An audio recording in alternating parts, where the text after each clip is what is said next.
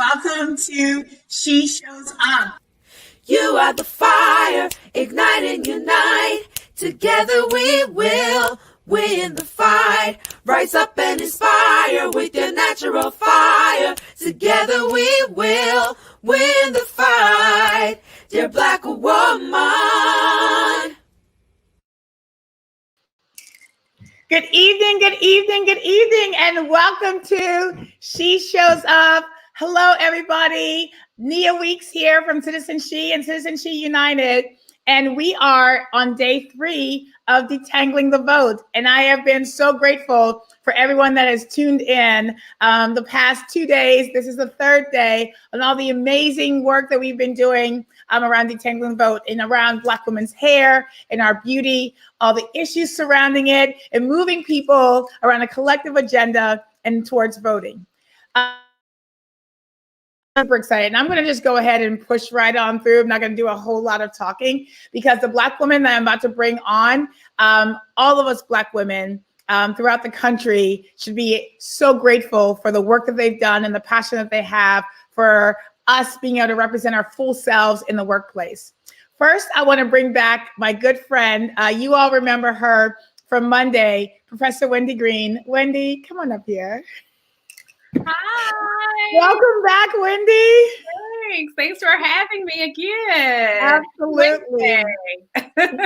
Wendy, it's so funny. I say this all the time. Like, you and I became kindred spirits via social media. And people would never have guessed we've never actually met in person. Right. I know, because I really wanted to post a picture of you, but it's like we don't have a picture together. This has been such a true organic friendship that has happened this way. And I have loved every second and cherished every second of it, Wendy. Like, you are truly a kindred spirit. And at some point, we're going to have a drink together in real life. In person. Yes. And as we've been putting this whole week together, y'all, I put Wendy to task because Wendy has done such incredible work around Black women's hair, and she knows everybody that's been doing this work. And if I need to tap in, I'm like, Wendy, who do we need to bring on? Who is, where are the people? Wendy's like, I got you, Nia. I got you, Nia. I got you, Nia. And today, Wendy, we got a treat for them, don't we? Yes, we do. We do. I'm so excited. Yes. So I usually bring up the guests, but Wendy, you know these two women so well. I would love for you to introduce your friends and the people that you work with around the Crown Act and introduce them to the world. Sure, absolutely. Well, I am just so honored and just excited to introduce my two dear sister friends, Delilah Clay and Leah Barros. They're both out of California, and they are the two lobbyists, the dynamic duo that successfully advanced the lobbying efforts for the first Crown Act that was passed into law in the United States out of California, SB 188. So without their tremendous work, and of course the village of individuals who helped to really shoulder this work, we may not have the California Crown Act that really just led the path for all of the other legislation throughout the state and now on the federal level. So, so Leah and Delilah. Yes. Welcome, Leah. Welcome, Delilah. Thank you guys so much for agreeing to be here today. I remember, when we first found out that first Crown Act was passed. And, we all knew that work was being done. We all knew that people were working hard behind the scenes.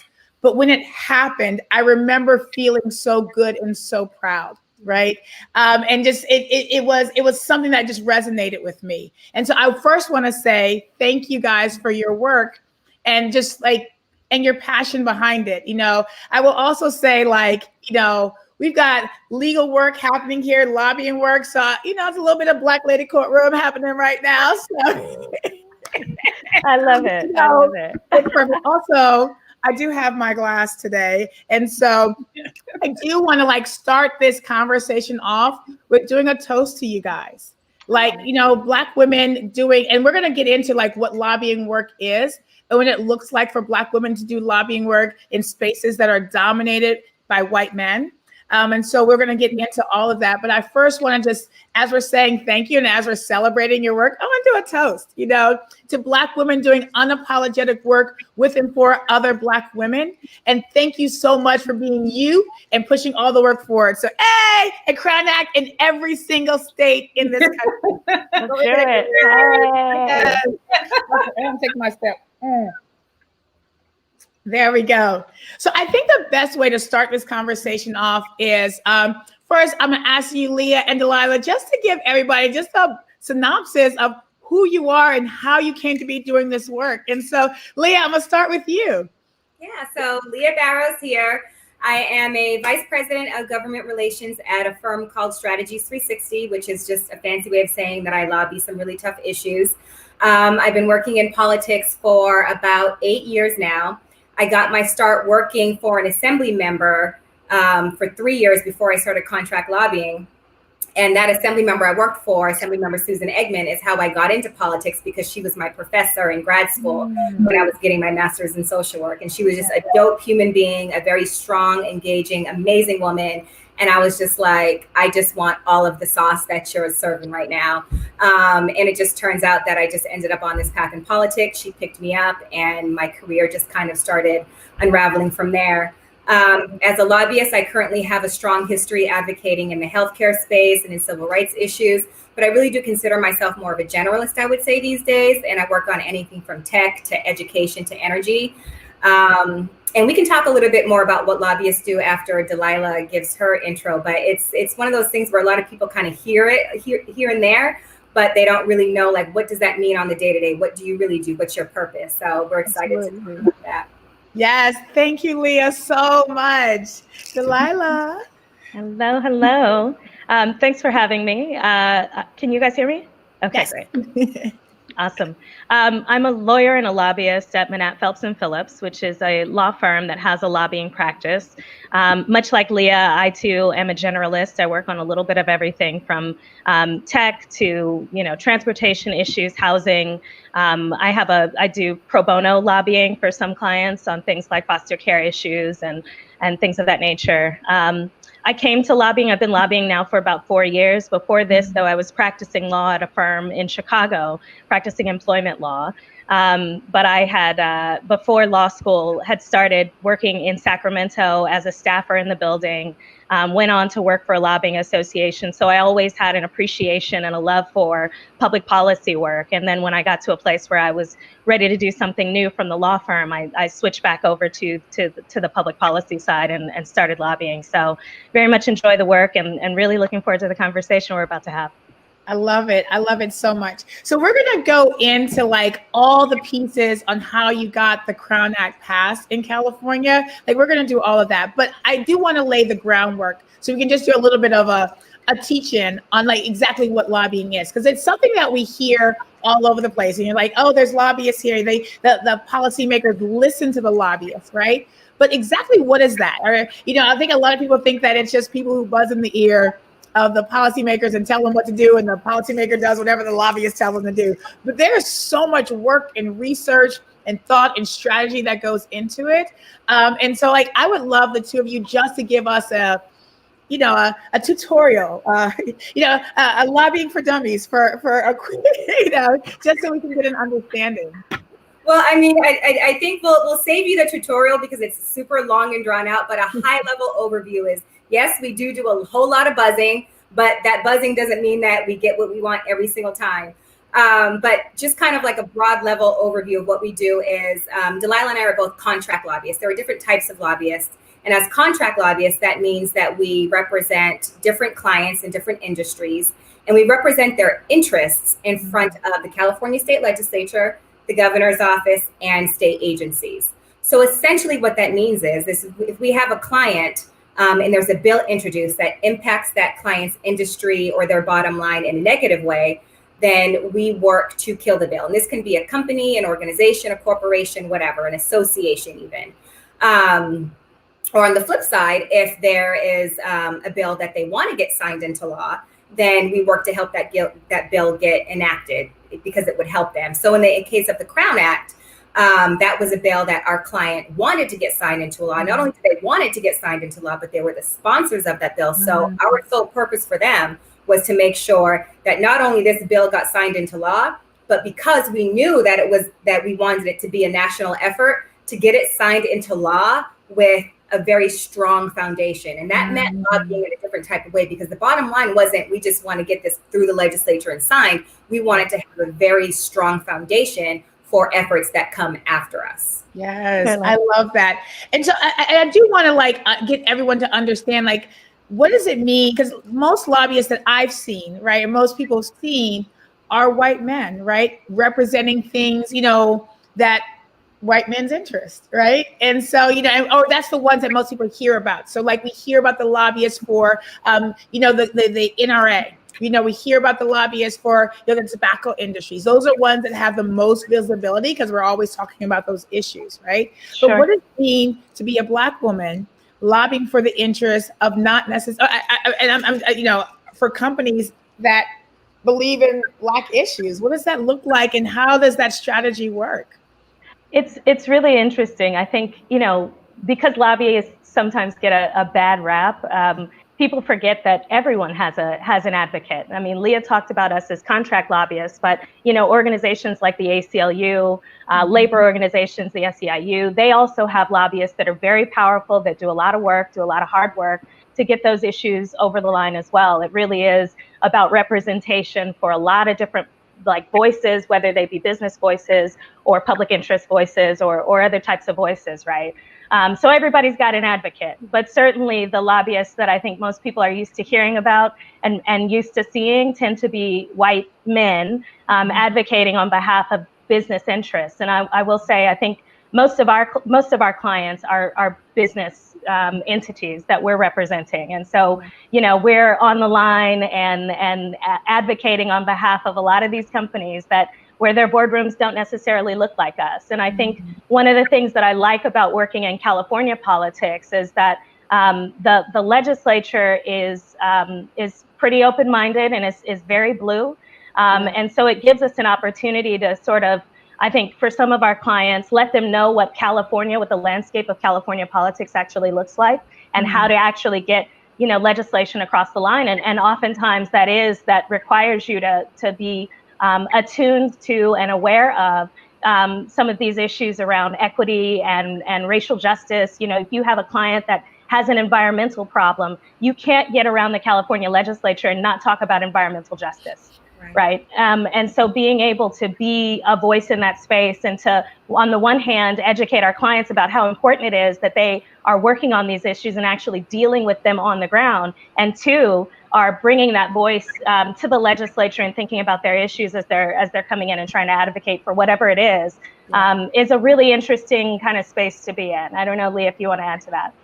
No, that's a great point. And I would also say that the Crown Act, working on that was an amazing experience in and of itself, but we don't always get to lobby on issues that are that near and dear to our heart. That was the perfect example of the professional meeting the personal. And it was this amazing just coming together of wow, this is some dope shit I'm working on right now. Let me really seize this moment. So I just want to make that very clear. Yes, Crown Act was amazing. And yes, we get to work on other things in pro bono levels and just really working. This is another thing I will say. After this whole movement, after George Floyd started and Black Lives Matter, Delilah and I got together with another lobbyist friend of ours, Andrea Perry, and we were just you know what? We need to do better as lobbyists to make sure that our clients' feet are held to the fire when it comes to them posting about how they, Black Lives Matter and they support the movement and all this and that. But are you willing to put your money where your mouth is? Because there are a whole host of California Legislative Black Caucus bills that y'all can support. And we would be more than happy to go out there and hit the ground running, right? So we try to just kind of really flex on our influence any way that we can, but not every bill is as rosy and beautiful as the Crown Act. That's such a great point. If I could just... No, please. Yeah, because I think you're going to answer the question I was going to ask. So go ahead. To that point, sometimes it was, hey, there are these, if you really care, you can weigh in on. But it was also having conversations with some of these companies and saying, okay, I see you have a Black Lives Matter statement, or you have something on your website about racial justice or what have you. But you really have to go a step further and really start to interrogate, what you're doing within your business to say, what am I doing? What am I doing on the recruitment piece? What am I doing about, advancement of people within our organization? What kind of structures do we have in place to look at that? Because I think, there was a whole spate of folks who wanted to come out and say that they supported the movement. Yeah. But the second wave of that was like, okay, but what does that actually look like? And there were a lot of folks embarrassed about what they were not doing within their own organizations. And so being in a position to be able to have those conversations, to be able to point that out and say, hey, it's nice for the optics of it to be able to say this, but also you need to actually be doing the work so that you keep your face together, you don't get your face cracked. It's nice to be able to have those conversations, and it just leads to why it's so important to have representation at every table. That's so real. One of the things that we talk about at Citizen She often is like having people in public office, being, that is incredible. But Black folks, especially Black women, need to be in any space that has the ability to make a decision about how Black folks move. And, that could be the school board, your neighborhood association, hospital association, any place that there's a decision-making body, we need to have Black folks, Black women at that table, because all of that impacts our lives. And the closer it is to our homes, right? People ask me all the time, like, what's the best political space to be in? I said, the favorite child in your house, right? Because the favorite child gets all the good stuff. Like the closer it is to your home, the more impact it has on your day-to-day. And you have to be in those spaces. And so I appreciate you saying that. Wendy, we talked on Monday about, all the whole process of how you got involved in like your legal work and your thesis paper. I know people were texting me about, how do I get access to that paper? So how did you get ingrained with these two beautiful women and working together with getting the Crown Act passed in California? Sure. Well, I'll just tell you, it was divine orchestration, because absolutely, it was. So kind of a longish story short is that, so a few years ago, I went to a really nerdy conference on Reconstruction amendments at Stanford. And there I was actually the only woman and the only Black woman, again, back to being in these spaces. And it was about constitutional professors who dealt with the Reconstruction amendments. And in those conversations, I ended up talking with some of the attendees about my work. And that person happened to be an attorney for the Judiciary Committee with the California State Legislature. And so fast forward some years later, I sent him my work about advocating that national hair discrimination was race discrimination. A few years later, he emails me and says, hey, I got this bill that just came across my desk that I'm going to have to work on in probably like next year. And I thought you might be interested in it. And then I see the Crown Act that Senator Holly Mitchell introduced. I'm like, absolutely. And so he says, well, I'm going to introduce you to, Senator Mitchell's office, and you can talk to them about your work. And so I did, had a lovely conversation. I'll never forget, it was my birthday last year. Had a full-blown conversation, and then about the legislation and some strategies they might want to take when they've got questions, from legislators and the impact of this legislation, especially on employers, how to navigate that. And then they said, hey, well, do you think you might be available next week to come and testify? I said, absolutely. And so then they had to present, this bright idea to Leah, because she was the lead lobbyist.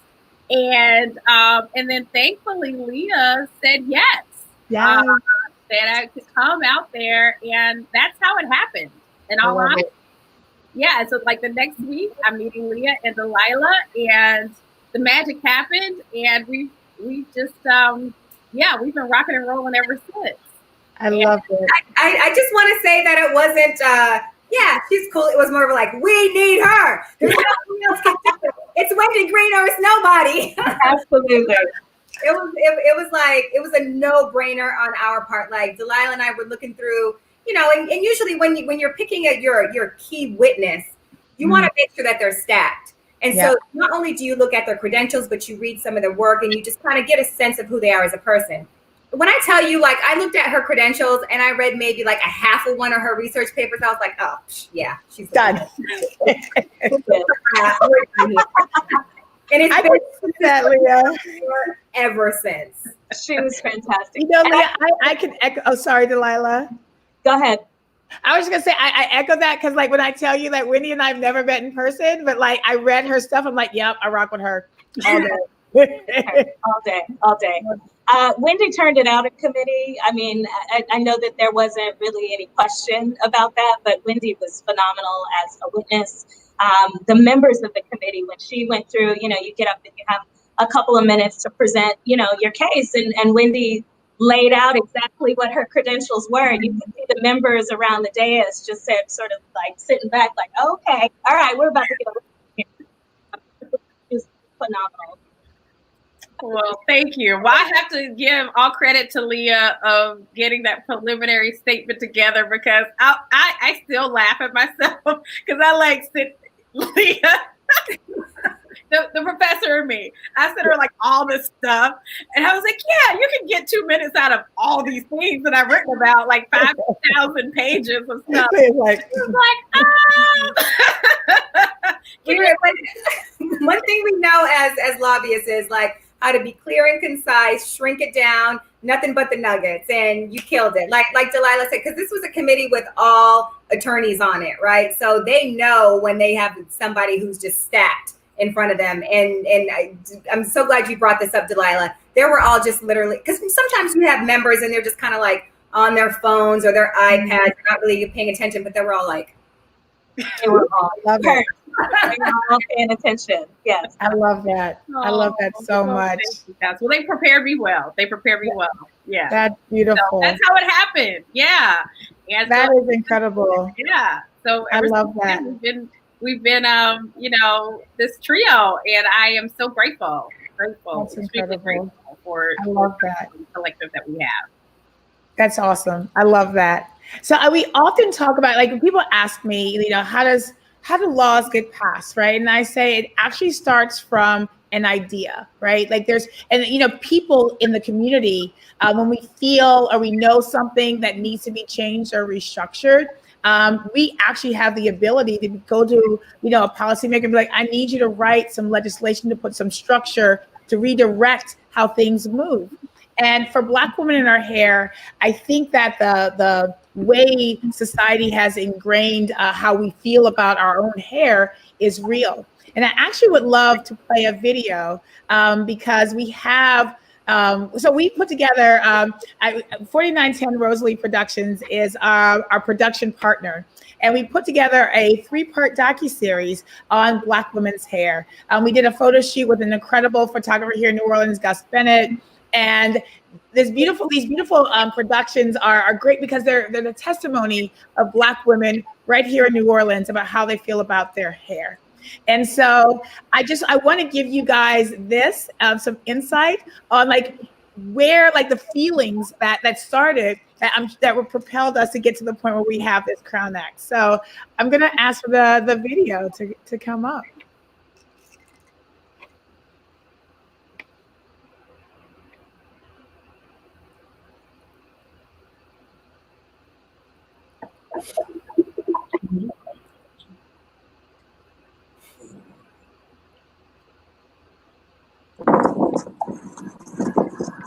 Go ahead and see. I think it's wonderful. I think it's high time that we get together and show and demonstrate how much we love our hair and how important it is to us. So I'm very excited. Very excited to be here. Oh, thank you. Thank you. Go. I learned to not like my hair because it became such a challenge to try to get it under control. And when I didn't like my hair, I didn't like it. Because even after she would do it, because it took so long to get it all done, then you have to be so careful with it to keep it, which meant that I couldn't play outside. You obviously couldn't go to the rain, you couldn't get my water. It was just such a problem.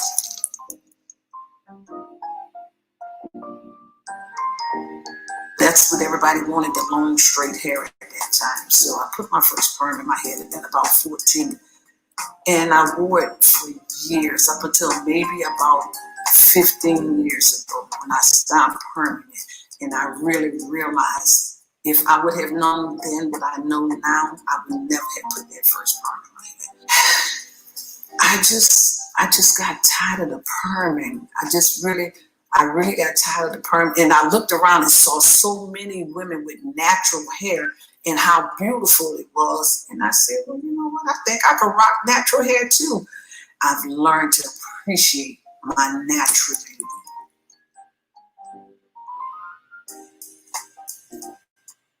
And actually, at one point, I used to have a Jerry curl. That was a long time ago. And then when I returned to New Orleans, 2008, I started the perm hair. But then I decided I wanted to embrace my natural hair. And I was scared at first because I didn't know what my hair was going to look like. And the crazy thing was it was curly. And I had been curling it. So. What my hair means to me now is freedom and love. I know that's very simple, but there was a time when my hair was just a source of anxiety, shame, just a constant worry about, okay, it's been 6 weeks, you know, the kitchen's coming through, it's kind of getting nappy, my comb got stuck, I have this event coming up, I need to look right, I need to look perfect, and to be free from all of that has just been wonderful.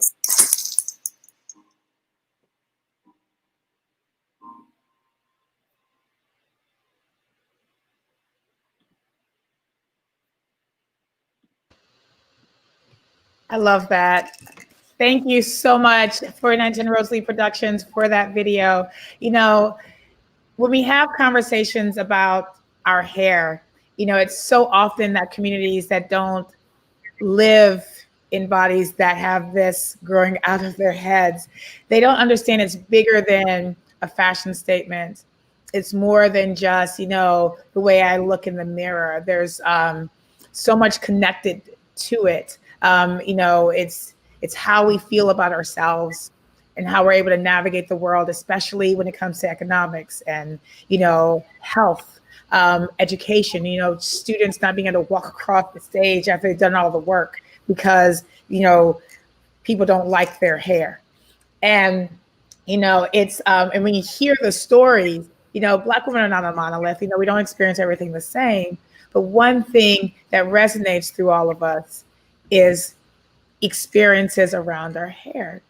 And I am curious, as you all were putting together the lobbying strategy, what were the stories that women were telling you? What response did you get as you were navigating through working with the policymakers? But what was coming across from the people that were going to be experiencing the goodness from the passing of this bill?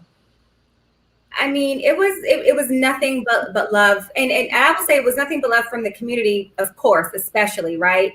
But when we were walking the halls of the Capitol, lobbying this bill, we were very intentional about lobbying nearly every member of the legislature, because we knew that we had to educate people on the importance of this bill by painting a picture and telling a story. And we had to do that because, like you just said, people who are non-Black, they don't understand what the differences is in Black hair and what that means to us as a people, right? We had to really paint that picture and tell the story in a way that they could understand, but also in a way that they could really feel it. Like, you have to feel it. So we broke down the history of Black hair. We broke down how it was used against us as a tool of subjugation, right? The ways we were forced to assimilate because of it, and what that assimilation really does to your psyche, right? What it does to your person.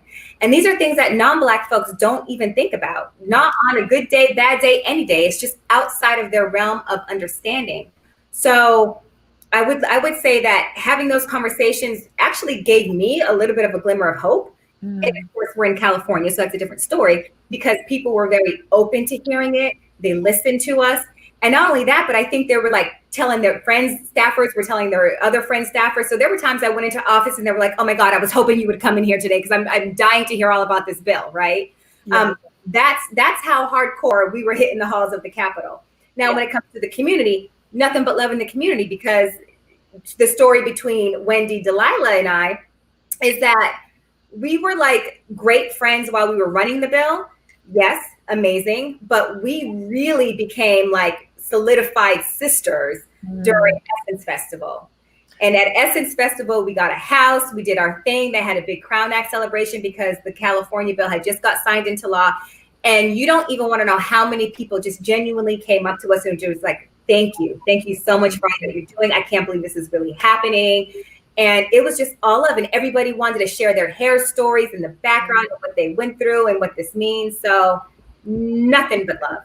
It was absolutely incredible. And I will say that, at least for me, lobbying the bill was sort of cathartic, because it's not a typical thing for, as a Black woman, to walk around and tell non-Black people about my hair story, right? Yes. That you talk about what it takes to care for your hair, what it was like straightening your hair for years and dealing with sores in your scalp, and like these kinds of things. Having these conversations with non-Black people in your workspace it was a little bit uncomfortable to start, but it was absolutely necessary to getting the bill passed, telling our stories. And that was a powerful sort of part of this effort. In addition to the fact that, the bill got done, like Black female hands were on this effort from its inception to its signing. And so, feeling a part of a community, a part of a team, and knowing that there were so many people cheering us on as we were doing the work was really just an affirming and like I said, cathartic experience. It's really cool. That's incredible. Wendy, when we were talking on Monday, and we were talking about, the legal premise behind the bill, and that, talking about hair as a trait of race, an extension of race, right? And I remember because we heard the Crown Act, and then when you explained that, we talked about the depth of that bill, I was like, something in me like lit up, because it is a trait of race, and allowed these further conversations. And I love how you all like even further, like if you are in favor of this and you say you're in favor of Black Lives Matter, then, because, it allows even more bigger stories to be told around our hair as like a racial issue, right? And so I really would love to hear like how you all have navigated since the passing of the Crown Act, and like making this like these even bigger conversations about not just our hair, but about race and racial issues and racial justice, and how like having people who say that they're a part, and they're allies. Are you an ally? How's that looked for you guys? Well, I think for me, and I think I speak for both of us, or all three of us, honestly, or all four of us, honestly, is that when we think about hair, this is just, sort of a critical embodiment of the struggles, our liberation struggles, our equality struggles, our freedom struggles, our citizenship struggles, not only in the United States, but around the world. And so, when we think about this issue, again, if you care about Black lives, you care about us being able to, fully exercise not only our constitutional rights, but our human rights, then this is a critical part of that conversation.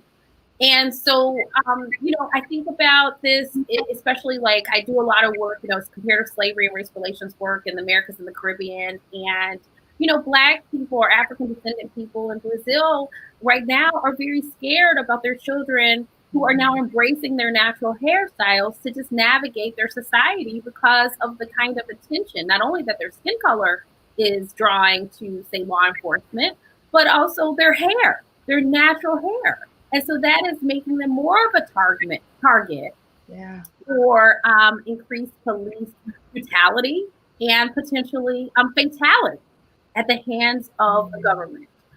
So, for those individuals, and I'll say this because it's really striking, when this bill was presented on the United States House of Representatives floor last Monday, right?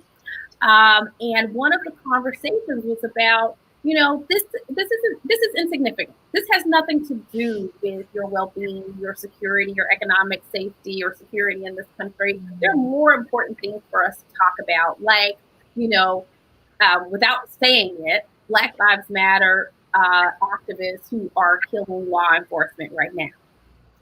And the irony of that, right? That in this moment, you had legislators basically saying to our faces, to Black legislators who were advancing this bill, again, your life doesn't matter. These other lives are being prioritized, right? That's right. And so we're not going to sign on to this bill. And I think that's, it's maddening, to think about it, because why are we out on the streets right now protesting? And why are we so upset is because exactly what you're saying, our lives don't have equal value. And what this bill does is actually affirms that our lives do have equal value. Yeah. And so that's, to me, why this bill is so important. It's not, like you're saying, about superficial matters of how I look when I look in the mirror. It's about literally not only my livelihood, but my life. Yeah. That's so real. And I think about, I appreciate you bringing up the work with the legislators, because, right now we're in a election cycle, and, it drives me nuts every time, I hear people say this is the biggest election of our lives. And yes, it is a very significant election, but every election is the biggest election of our lives, because it's we're putting people in power to make decisions about how we're able to navigate the world, and navigate in our states and our spaces. How important is it for us to participate, not just in federal elections, because, everyone is watching the debates. We watched that debate yesterday, and I'm not even going to go into that because that doesn't even, I'm not even going to do that. Wait, I am going to do it. I'm going to have a drink. We're going to have to pull out a whole bottle. Do that right quick. Not today. Not today. Cheers, right? But we are paying attention to that hard. But like our state legislator, our city councils, right? Like, how important is it to have state representation that is able to pass bills that are going to impact our lives in a more direct way than our federal government? Like, how important was it to have state legislators that are willing, A, to sponsor the bill, and then B, to vote for the bill when you were lobbying them? Can you talk about the importance of that a little bit? It was absolutely critical. Just the presence of a Senator Holly Mitchell, right? This is a Black woman who is bold, who is powerful, who ran for office with her locks, even though people were telling her, you can't get elected with that hairstyle. Had, a conference and heard about this idea of doing a resolution, and she decided, no, I want to do an actual piece of legislation. I want to do a bill. And I'm gonna do it. I'm gonna take whatever power that I've amassed, and she has a lot of power. She's the chair of the budget committee in California, the 5th largest economy in the world. Yes. And she brought all of that to bear. And having just the presence of someone like her, we have another scion in our legislature, Dr. Shirley Weber, Assemblymember Shirley Weber. Today, actually, the governor of California signed a bill to create a commission on reparations. That Dr. Weber authored, right? Wow. Of downtown voting and of paying attention to what the people in the State House are doing on your behalf, it is absolutely critical. Federal stuff, it matters. It's super important. There's down to the federal government, but as we're seeing with the Black Lives Matter movement and some of the stuff that we're having happen here in California at the state level, the local electeds, who's on your city council? What are they doing with their budgetary spending? How are they prioritizing police spending? And are they thinking about, defund in a way that is, constructive? Or are they kind of talking about it in black or white? It's either we're going to take money away from the police or we're going to do, something else, right? These conversations are happening every single day. And the question is whether or not we're at the table when they're happening. And so the vote, the fact that, having more Black people show up and hold these people accountable is absolutely critical. But in addition to just voting, because that's not the only thing you have to do, doing things like having the platform that you have, frankly, to bring people together, to mobilize folks, let people know that Black people are out here and that we have an opinion. That work is absolutely critical. Doing newsletters and just keeping people apprised, donating to political campaigns and people that you care about. All of that stuff, participating in the process is so important. And making sure that people don't just come to the church service when it's time for an election to get your vote, but that they are actually doing things that matter because they know you're paying attention. Yes. Oh, I'm okay. I'm joining the trio. I'm sorry. Like, I just come through. I'm just like, you know what? I found new besties. Like, I'm listening and I'm like, yes. This is like speaking life into my spirit. We're in the South. Most of the people that watch our show, we're in Louisiana. We had a Crown Act up this session.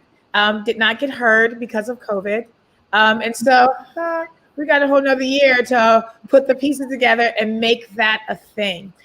Part of the work that we're doing, we want to get 300,000 Black women to vote here in Louisiana. We have 700,000 Black women eligible to vote. 500,000 are registered. However, only 157,000 actually vote. And so it impacts how policy is passed because, we can go to the state capitol. We can bring all the deltas, all the AKAs, if they want to go. No, I'm joking. We bring all the deltas, all the AKAs, SG rows, the links, and we'll take a cute picture. But when we leave, there's no real, they don't have to listen because we're not voting to impact the elections in the way we could. And so we're trying to get 300,000 Black women to vote so that when we go to our state legislature, we're going with a larger army that can impact, if you want your job, you got to do things the way we say you need to do it. And so we're building that up, not just for this election cycle, but for to create a policy agenda.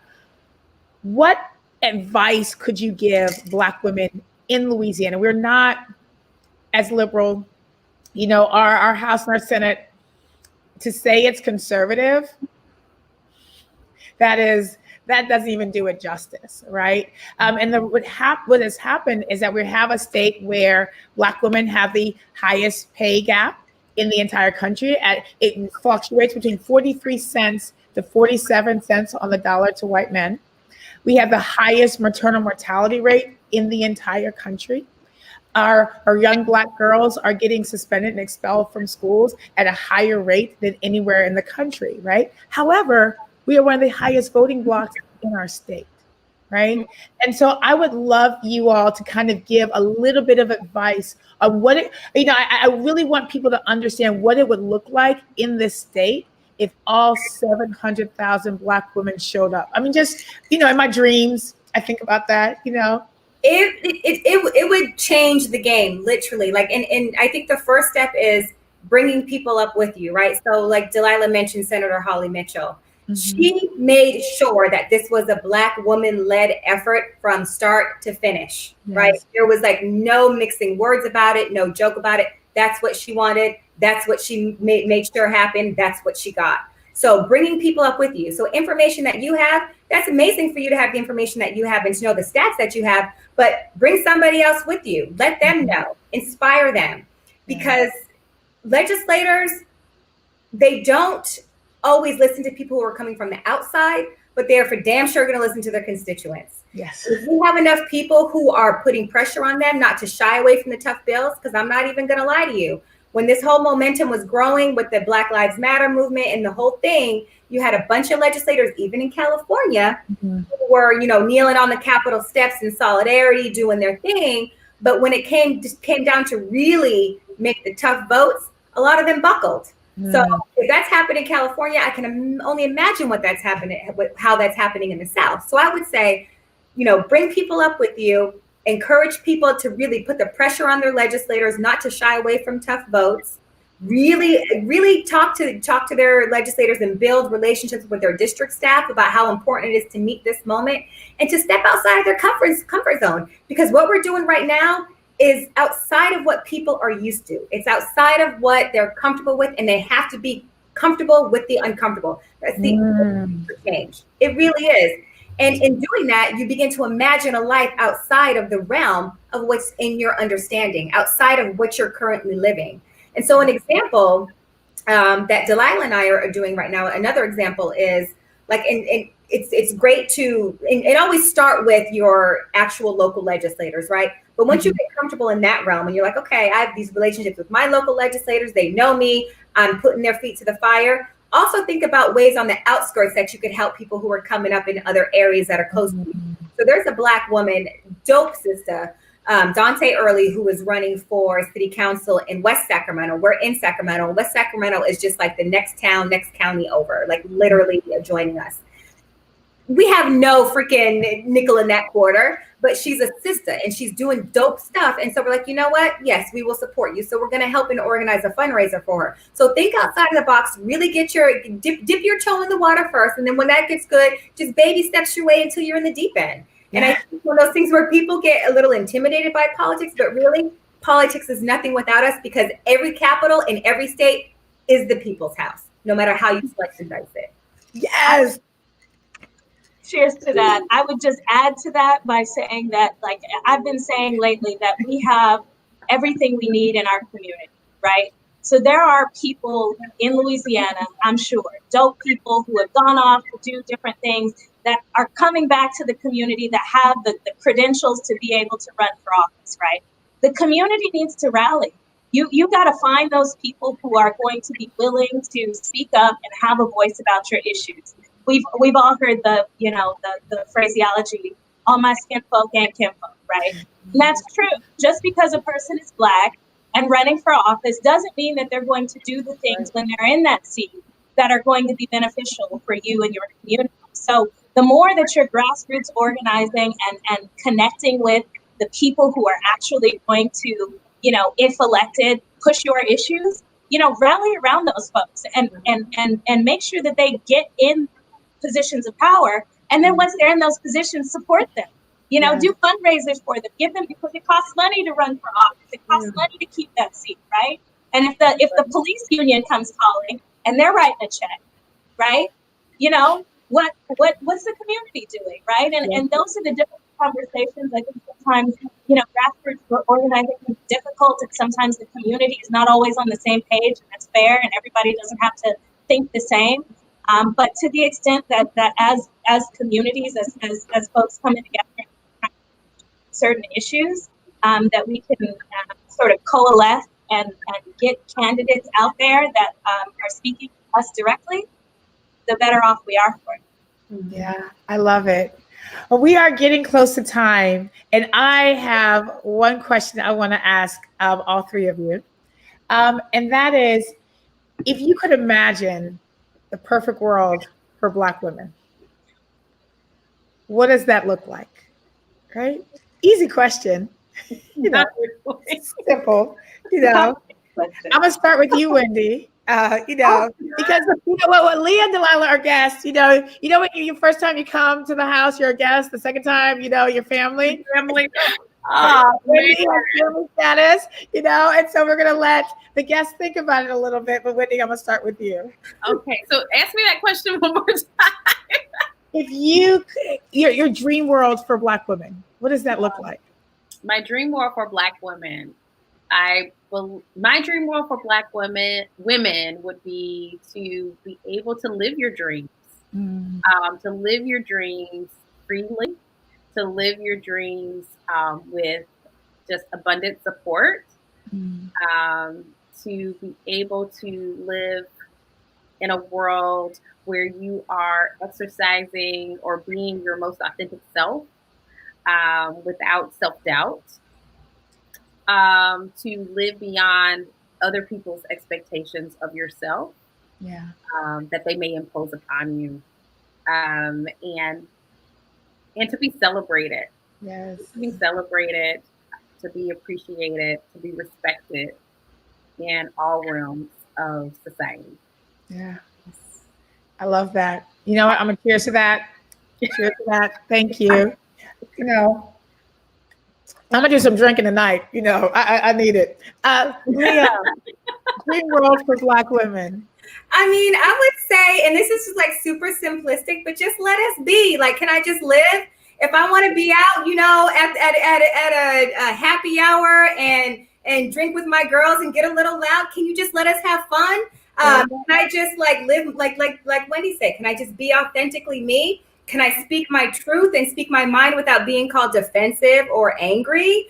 Can I stick up for myself in the grocery store if somebody, you know, charged me the wrong amount or didn't give me the refund because they're saying it's not the right receipt, and then have everybody else judging me and think it's me? Like, no, it's you, it's your system, right? Can I just live at the most basic level? I just want to be able to live and walk around without judgment. I want to run in the flowery meadows like the white girls be doing without a care in the world, without having to worry about who's thinking what, who's doing what. Like, I just want to be. Yes. I want to be damsel in distress sometimes. I want to be soft. I want to be able to ask for help without it being a thing. Like, I just want to be. Yes.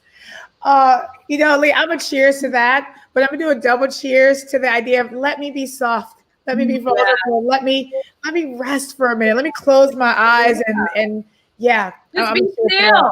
Just be still. Yes. Be still. I love it. Delilah, dream world, Black women. I think honestly, I feel like Wendy and Leah said it all. Said everything that needs to be said. At the end of the day, we just want to be ourselves. That's what the Crown Act is about. It's not that you have to wear natural hair. It's that you have the choice to do what you think is best for you and not have to weigh the ramifications of what is somebody going to think about this and is this going to affect me economically, right? Like, we just want the freedom to make choices for ourselves, to proclaim our own beauty, to claim our own spaces and not be judged for that. And that's it. That's it. We don't think we're better than anybody else, though Black women are dope.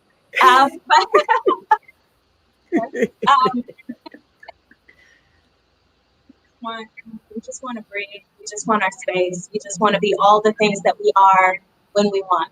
That's it. Yeah, I love it. Yeah. Cheers to that. Cheers to that. Be free. That's your hashtag for this week. Free to be free. Free to be free. Free to be free. And that is it.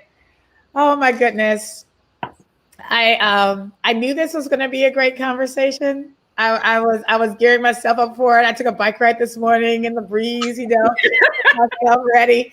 And this is more than I could have asked for, more than I could have imagined. Thank you all so much for your work. Just know that I will be calling on you to help us get our Crown Act passed in Louisiana. Just know it's coming. We gonna come have sister circles. You know. Also, pause. Y'all were down here for Essence. I'm so mad because I'm like, man, we had a great time. Okay, we gonna have another Essence at some point when all this lifts, and we gonna have us a Black girl party. I'm this is gonna sponsor a real Black girl party. Just so you know, like I'm committing to that. We're gonna have something. We're gonna celebrate Louisiana's Crown Act getting passed at that party. Absolutely. So, Let's do it. Yeah. I keep telling my staff, you know, we are walking as if we've already won. Yeah. You know, we're going to hold our head back and hold our shoulders back. And every day and every time they bring an ambulance, we're going to retreat for a second, you know, heal our wounds. And then we're going to stand up and continue walking boldly as if we've already won. Because we have. Because we're here. Right. And it matters. Ladies, thank you so much for being here. Thank you for joining us on She Shows Up. I'm gonna bring y'all back again. This party ain't over. But thank you so much for being here. Thank you for having me. Everybody for joining us tonight for this amazing conversation with these amazing women. Wendy, you the plug. I keep telling you the plug. Thank y'all so much for joining us tonight. We have an incredible lineup for the rest of the week. Tomorrow night at 6:00 right here, we're having our Black men's panel, right? And so I want everybody to tune in and get all that love from these Black men. And we got some incredible Black men that are going to come here and talk about all the beauty and brilliance that Black women have to offer. On Friday, we're going to have a panel with our young people. We have our cyber justice girls have done incredible videos around Black hair and around voting. So we're going to show those and interview them on Friday at 5:15. And at 6 o'clock, we're going to have Black women from the industry, from the hair industry, talk to us about what it's like to navigate through that space. And on Sunday, we have a film screening, All Skin Folk and Kinfolk, by our very own Angela Tucker, all about Black women setting a policy agenda right here in Louisiana. And then on Wednesday, y'all get ready because we're having a full party for the vice presidential debate. And so we're going to have a Black Girl Debate Watch party on Wednesday. So y'all get ready. We're going to have drinks. We're going to have cocktails, DJ, and we're going to have a great time talking about the vice presidential debate on Wednesday. So join us, stay up with us, and we can't wait to see you on the other side.